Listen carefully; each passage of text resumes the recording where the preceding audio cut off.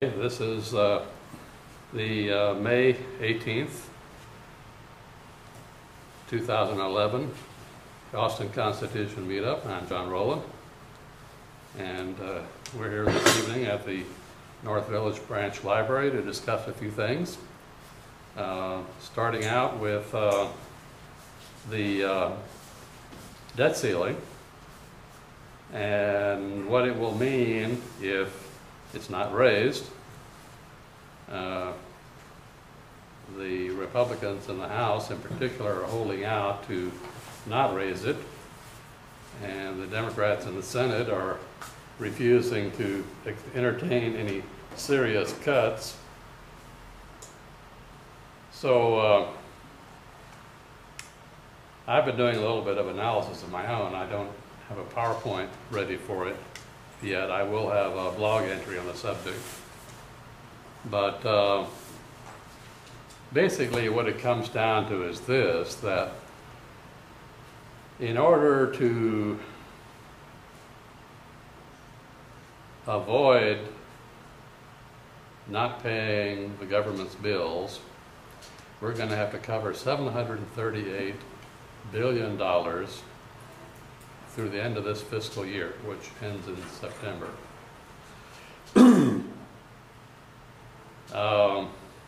Or if you project it into this time next year, about a little over 1.7, 1.8 trillion.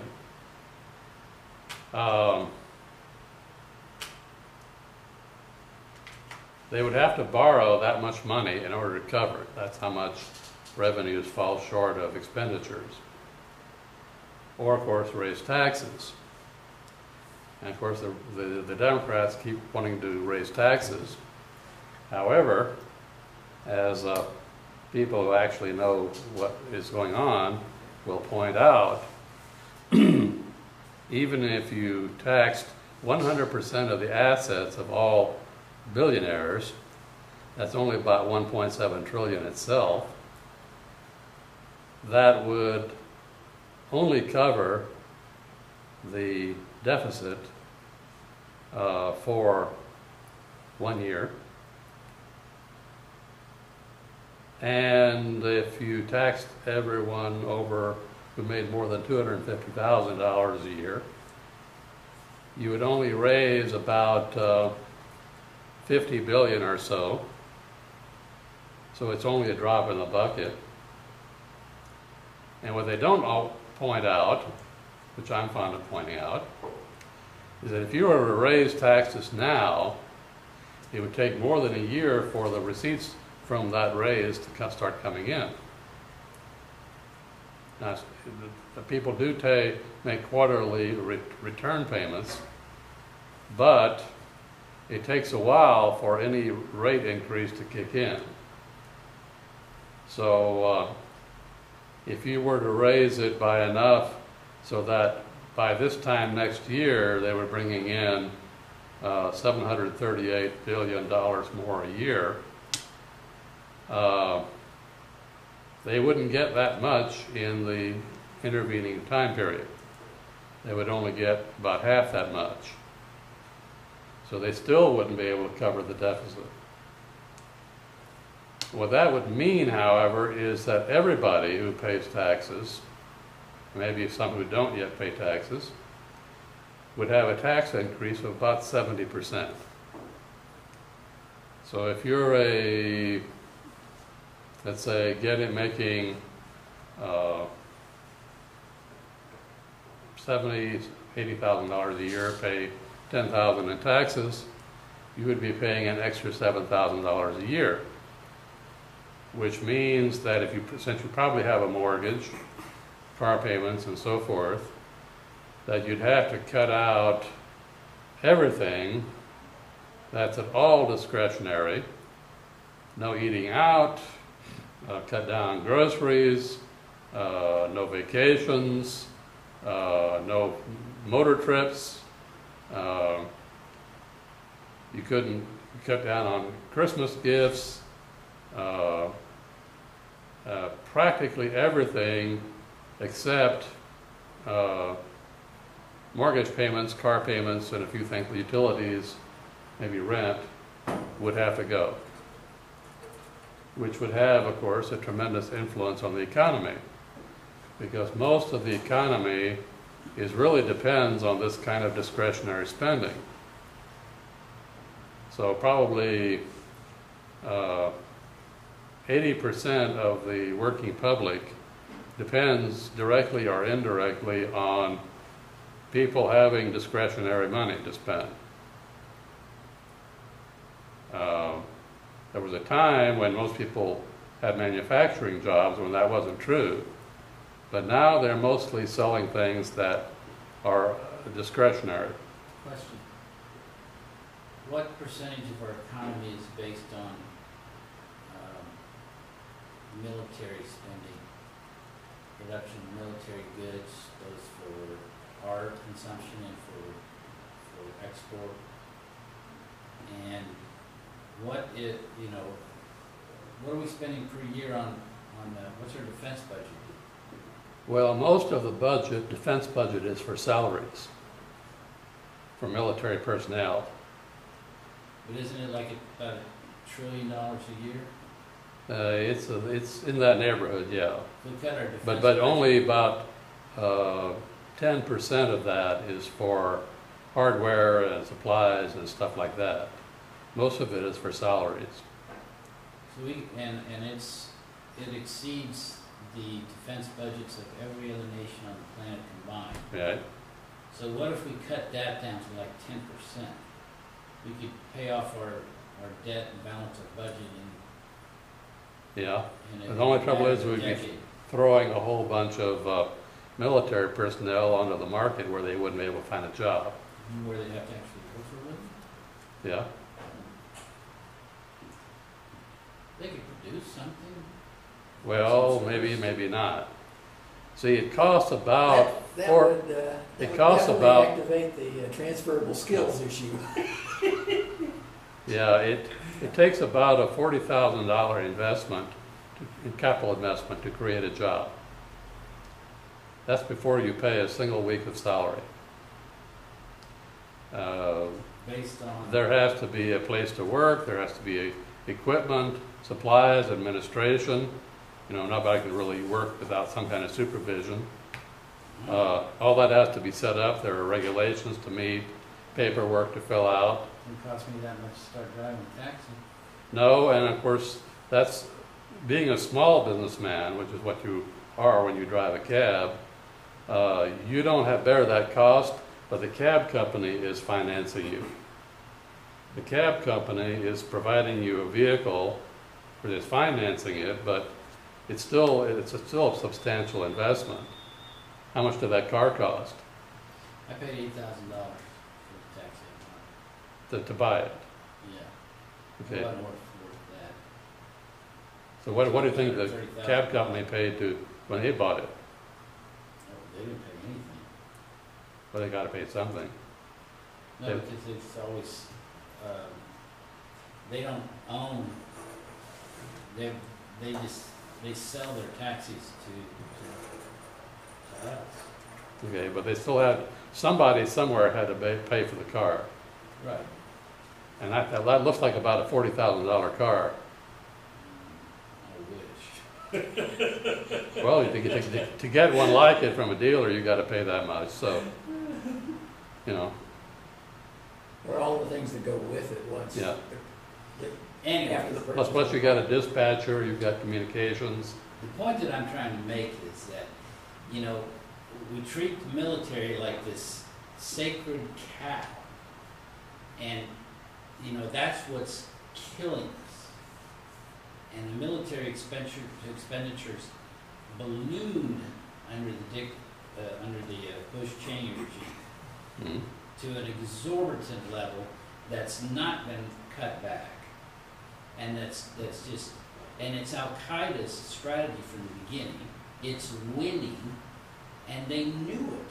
Because Well, they all kept saying that, Reagan and Bush Sr. brought down the Soviet Union because they forced them into bankruptcy, because under Reagan they increased military spending so much that the Soviets couldn't keep up. Well, those of us that know, that can see beyond propaganda and demagoguery, know that's bullshit. It was Al Qaeda's strategy from the beginning. Yes, it was supported by us, by the CIA, but it was Al Qaeda's and Taliban's strategy from the beginning to bankrupt the Soviet Union with their attempt to maintain their occupation of Afghanistan. Right, and now they're applying it to us. Now they're doing the exact same thing to us, and our military-industrial complex, profits so much from this that they're just playing right into their hand, just hand in hand with them, saying, yeah, let's loot the country.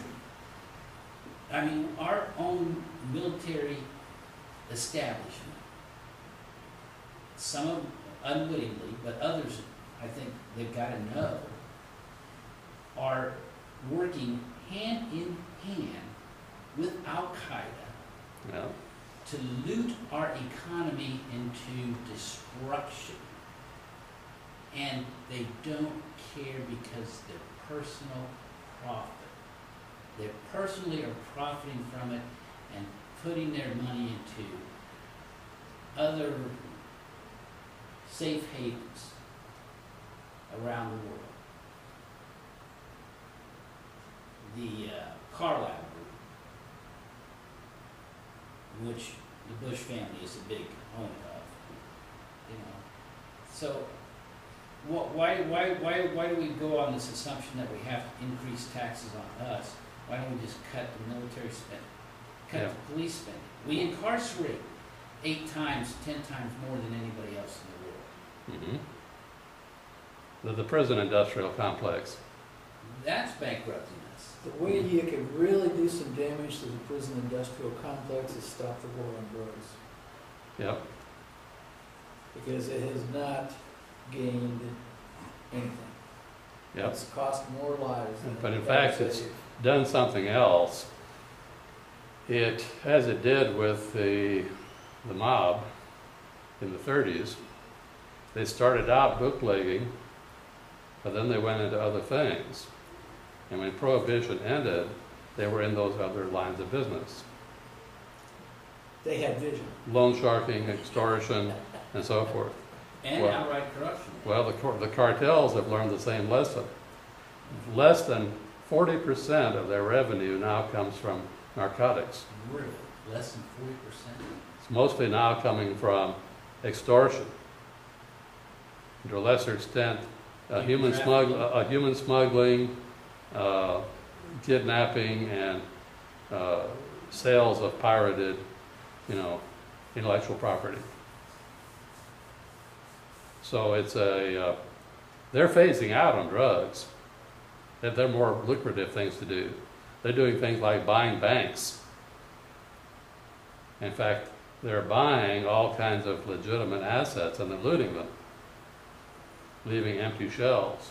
Or even getting into the government business. That's a great business to Yeah. get into. That's what happened in Chicago. Yeah, why have a criminal syndicate when you can own a government? On the real one. Yeah. then your extortion is all legal. Yeah, don't steal. The government hates competition. Well, I'm just throwing that out because I think that taxation is not the way to go. It would not solve the problem even if we tried it. About the only thing that's left is to cut out on spending. To cut back $738 billion in spending for the remainder of this fiscal year, that would mean cutting out 40% of all federal expenditures.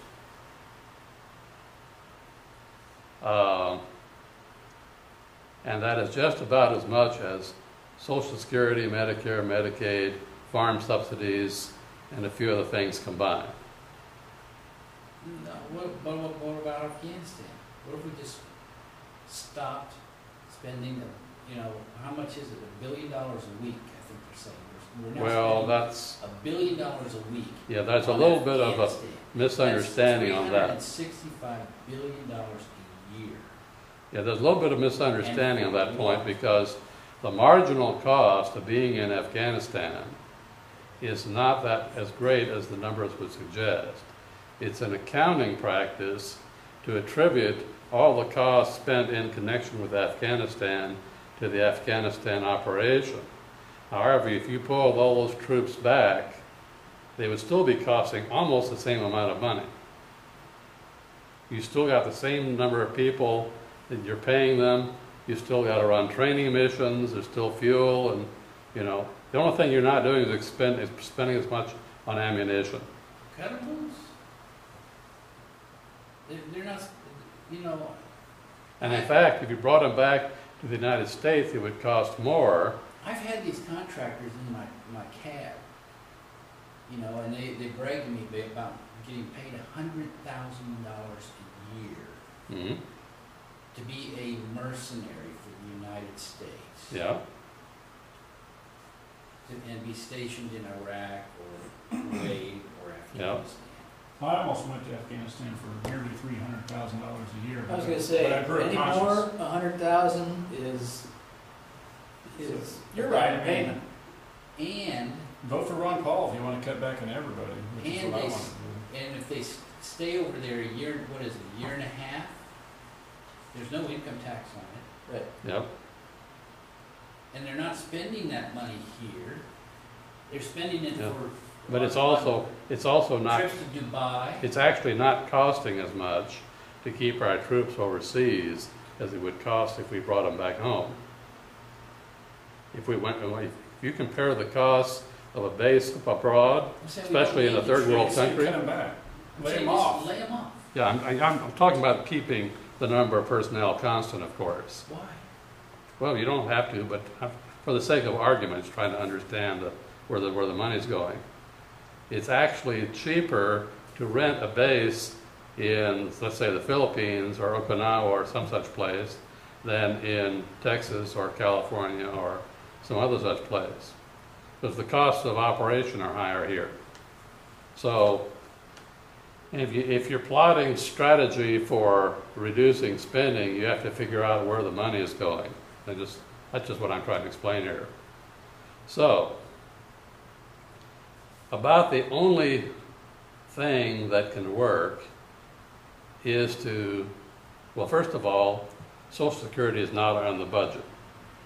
So it's not even counted in all this. It is not now covering its own costs. It's paying out more than it's taking in. A large part of the debt that is supposed to be paid is actually being paid to the Social Security Fund, which it had previously bought bonds, and now we have a debt to the Social Security Fund.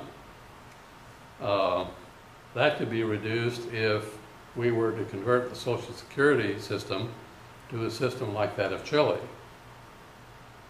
which did that, and it's a better system than our Social Security is. They originally modeled their system on our system, and it didn't work out, and they abandoned it and went over to essentially a privatized form of pension I system. don't think I trust Pinochet, any system created by Pinochet. Well, actually, that was post-Pinochet. All that was done later. All right, well, that's just a little more comfortable. So far, it seems to be working well. Anybody's Social Security. Of course, their life. being based upon investments in the investment market is subject to a collapse of the world economy. Exactly. So if the world economy collapses, all our pension funds become worthless. That's why we established Social Security to begin with. Yeah, well, So that we would be protected from that. it's not protected. Well, it's a hell of a lot more protected than the private market. It's especially not protected from inflation. Well, that's true. When it's paying out somebody $900 a month, and the cost of living has just increased by a factor of 100, that's not going to be a lot of help to the person. But there again, who do we have to blame for that? If it hadn't been for about $2 or $3 or $4 trillion that the Bush-Cheney gang looted from our country with their Iraq and Afghanistan ventures, which then we would have plenty of money to maintain solvency of that which actually benefits us right here. What we did was we went in and we secured the oil fields of Iraq for the benefit of international oil companies that we now say we cannot tax. We can't even cut back on the tax breaks they get because they own our commerce. Yep. Really, that's what it comes down to. And we don't have a social security system because Congress figured out a way to loot the fund, Exactly. And that's what it's all throw it into the about. general fund, and now it's all spent. However, we still have a problem with Medicare. There's no way we can afford it any way you figure it. Even if we were to Even if we were to cut out military spending altogether, we still have to go after Medicare. So, all right, that does. I'm fleeing the country. Yeah, Medicare is completely unsustainable. Anyway, Yeah. it's not- They top off the tank. You're gonna have a so long basically drive. what we're gonna have to do is we can pay off the existing claims, bills have already been submitted, but no more Medicare patients. Just put out the word to all I am just. physicians, all hospitals, we're not gonna pay out any more Medicare, so don't apply for any. With what I do for a living, I can't afford health insurance. Yeah, well, you go into emergency room and they'll take care of you. Make right with the Lord, because it's gonna get tough. Of course, that's because at the moment, It's law unsustainable. requires them to treat everybody, whether they can afford it or not. Sooner or later, they're gonna have to say, oops, you don't have insurance, or you can't post a bond. Sorry, we can't treat you. We'll just send you to, And the other thing too, if you've ever been in an emergency, the law may require that they take care of you, but at what standard and at what time? yeah. I mean, you're laying there, you're dying. And with the 90% in the line ahead of you that speak no English. Mhm. Who aren't even citizens. Well, I That's also by law be taken care I discovered a trick about that, though. of. Yeah. I once had a broken bone, went into the emergency room and waited for 6 hours before they finally got around to attending to me. And I learned a lesson from that. When I had my heart attack, I called 911 and had the EMS take me there. I get much faster service if you're being wheeled in by EMS than if you walk in. So you always, and the expense of an EMS. Yeah. Of course, the thing is that, The bill you stick to. Aim for drama, right? Okay. yeah, make a dramatic entrance. Just add $500 or $600 to the bill. You can't afford it anyway, so Yeah. what difference does it make? Now I understand. I mean, I have seen people, that are like welfare food stamp recipients call EMS for the most minor things where they could easily, they could take a bus. There's no Yeah. hurry. But they call EMS, and EMS comes and gets them.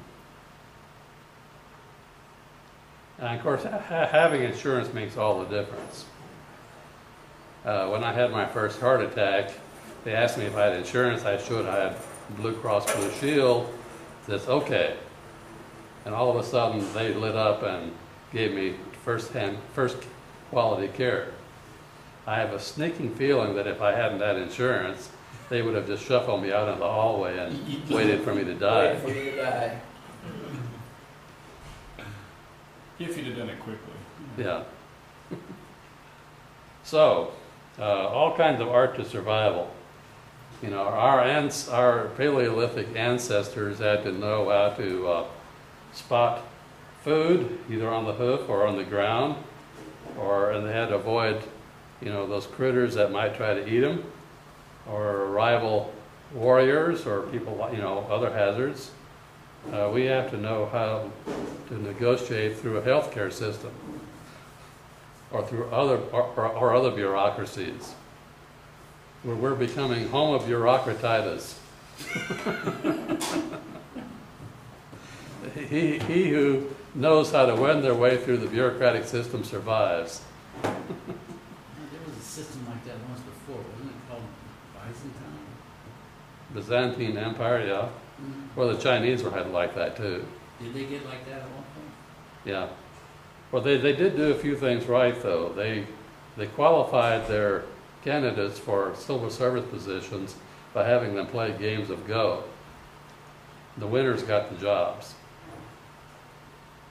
They figured that made a lot more sense than trying to give them exams, which could be, compromised. So you had to play and win a game of Go, then they figure you're smart enough to be a civil servant. I'm thinking today we ought to do that for other government jobs in this country. All right, I'll buy it. What's Go?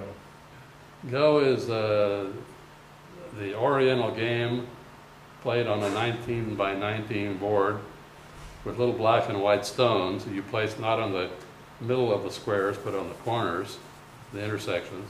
I think I have seen that. And the idea is to surround the opposing pieces or surround space, which then each space point and each opposing man point counts as a point. It's not Muhammad. And Or is it similar to Muhammad? it's a more difficult game than chess. Yeah, it sounds pretty, Very subtle. sounds pretty good. What about Muhammad? Muhammad? That's one. Mahjong. Yeah, it's an interesting game. It's not exactly on this level with Go. How does it spell? And by the way, there is a fairly good Go playing program, if you want to learn how to play it, Yeah. which you can get and install on your computer. Now I only run it on Linux systems. It's supposed to have a DOS Windows version, but I haven't seen it. But if you're interested, I'll send you the links. Yeah. So anyway, we're digressing a bit. Yeah, we're moving back to the budget, increasing the debt limit? That was the Yeah, original well- topic. If we don't increase the debt limit, What happened? then we're going to have to cut spending. Taxes aren't going to happen. They're just a drop in the bucket. Well, if we cut spending precipitously, we increase unemployment. In the same way we increase unemployment if we don't cut spending. In other words, at this point, all the alternatives seem to lead to disaster. If you increase unemployment, you cut You make- tax In receipts. fact, if you make almost any sudden changes, economies generally do not respond well to sudden large changes. So if you either greatly increase or greatly decrease government spending or any other economic activity, even in the private sector, it tends to be disruptive. And it takes a while for people and capital and so forth to adapt to the new situation. Do you really think that it's possible that they would not increase the debt limit? Yeah. Good chance of it. Good. Now here's what, of course, What are they thinking? Why? well, here's what they're thinking. If they don't increase the debt limit, then the administration is going to have to start allocating available funds among the various programs. So the Obama administration, or at least Tim Geithner, is going to have to decide which things to fund and how much. So then it falls on Obama and Geithner, and maybe other heads of agencies, to take the heat for the cuts they make. And at that point, it becomes a political question: who do the voting public blame? The Republicans for not raising the debt ceiling, or the Democrats for cutting back on their favorite programs. And I think the Republicans are figuring, and I think with some justice, that the voters are going to mostly blame the Democrats because of course it's the Democrats' programs. And if the Democrats don't deliver on their programs, and especially if they're in the position of being the visible deciders of who gets cut how much, then they're likely to take more heat than the Republicans will. Of course, there'll be plenty of heat to go around.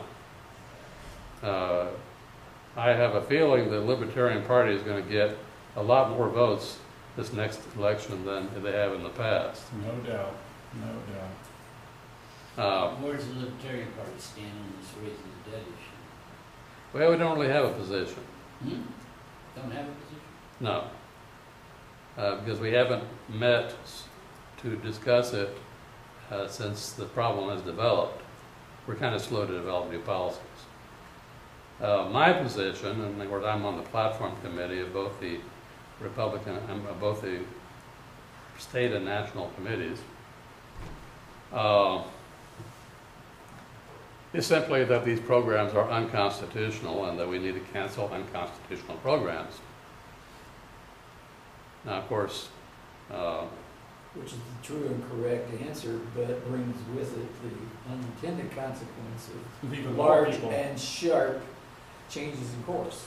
yes, Which, as you indicated before, yeah, large disruptions are very, very painful. yes. So I would say at this point, we are probably headed for a global economic catastrophe, Or worse. no matter Okay. no matter what we do. Whether we raise it or not. Anything we do at this point, Nothing is sustainable at this point. So at there's this gonna be point, bad things it's happen. all leads to disaster. Al-Qaeda wins. Yeah. If we could, it may make a difference whether it's All they did was just this accelerate year it. or next year, but I don't think we're going to get another 2 years. Yeah, it's coming pretty quick. Now, what else will happen with that? Well, we're likely to see a bunch of wars break out. We're the world's policemen. That's what we're paying for with all of our military spending. And if we weren't the policemen of the world, there are a lot of countries out there that would look upon their neighbors with greedy eyes. There are at least half a dozen, maybe a dozen, international conflicts just ready to go if we leave the world stage as the world's policemen. And a couple of those involve countries with the ability to build nuclear weapons. Of course, the hottest pair of these are India and Pakistan. Right now, we're holding them back from each other. If they were to go at each other, well, the Pacs only have maybe 100 devices, but that's enough to trigger major worldwide fallout. So, and of course, if they go at it, the Chinese may become involved, and who knows what will happen after that. We've got the wild card in North Korea. Yep, We don't need any reason, but anything will be a provocation, yep, and even nothing could be a provocation. yeah. There are a lot of unstable rulers of these various countries. We have gotten used to having a government run by relatively mature people. They might be psychopaths, but they're relatively mature. But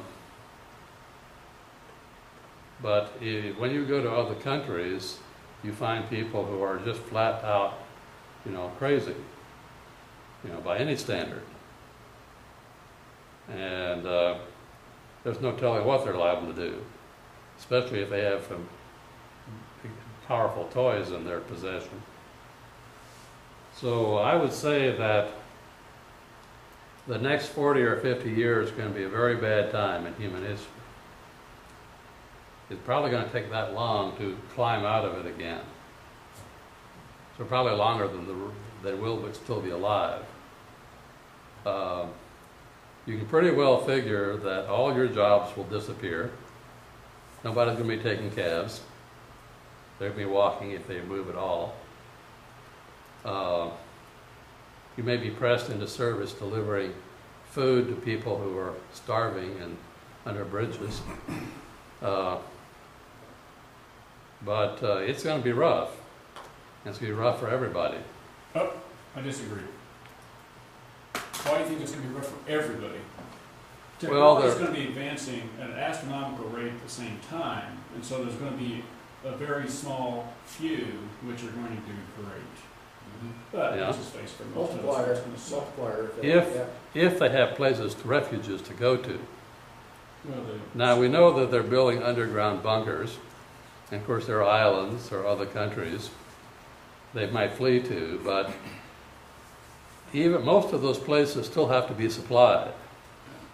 And if food is not being produced, fuel is not being produced, all the things are not being produced, sooner or later they run out even in these refuges. Okay, now your assumption is that, that if the United States economy collapses, then wars are gonna break out around the world. Yeah, because it won't just be the United States that collapses. We take the whole world down with us. The only countries that won't be affected as much will be the underdeveloped third world countries, because they're already depressed. You know, Somalia is not going to be much affected by us, but what exactly is the catalyst or trigger event that creates war? I'm not quite. You're just saying when resources get scarce, everybody just starts getting violent? Is that what you're saying? yeah, well, you'll notice, you know, look what happened in Yugoslavia. Would you say World War II was precipitated by the worldwide depression, the economic Yeah. the depression that began, what, World War II started in 1936, or Mhm. was it 1939? 1936 is given as, Yes, no, it was 39 was when they invaded Poland. yeah. September of 39. But it had already That's the been official start. started before that. And of course, Japan had Well, already build been it. underway there. In But- Asia, it already started. But our Great Depression was actually a worldwide depression, it wasn't just us. Right. The Germans were suffering terribly under hyperinflation, Mm-hmm. and that started around 1931. I see. So it's See, what happened in 31, a lot of people think it was the result of the stock market crash in 29. But that was not it. That was just We had a had symptom. other stock market crashes. What happened in 31, which the real cause, was the collapse of the international monetary system, which is a situation somewhat like we have now. you don't have any liquidity. Well, at the moment, we still had, So then you start at that letting time, we some still people had a time gold, to become had a gold standard. Today, the international reserve currency is the U.S. dollar, Yeah, so it's collapsed. and we are quantitatively easing it into an inflationary situation. When we do that, we shift inflation off all the currencies of the world that are based on the dollar, which is why a lot of them are trying to get out of the dollar. But they don't have any place to go. There's not enough gold or silver to replace the dollar as a basis for world currencies. What about oil becoming the world currency? Oil is already denominated in dollars. Yeah, that's the beauty. That's what's kept it up for all these years. Yeah, basically that's the only thing holding up the dollar is that the oil is denominated in it. And Well, You could think A of lot of oil those as guys were- backing the dollar. now this reminds me of a conspiracy theory of many years ago that it's true. that the invasion of Iraq was to stop the stop the shift of the oil being denominated in dollars to the euro. Well, I don't know about that, but I know all the sultans are in bed with the U.S. by contract to denominate oil in dollars, and that's Yeah. why the dollar's always been the world currency, and it's going to collapse though. Well, what I have, Those of course, dictators, that's what what I have advocated is that currency should be backed by units of energy. Right, that would be fair. There's not enough gold or silver in the But that's not world. going to be any better to for serve US its backing. citizens. We're going to go down. So if they were dollars were backed by ergs or joules of energy, kilojoules are probably the natural unit. And that could be We've been basically living on the world's faith in U.S. dollars. Yep. Well, exploitation of our contracts with the Saudis. Yeah. And We've been exploiting, the whole world's been We've been levered off the exploiting rest the of whole the world. world. Yeah, we've exploited the whole world with the sultans is what we've been doing.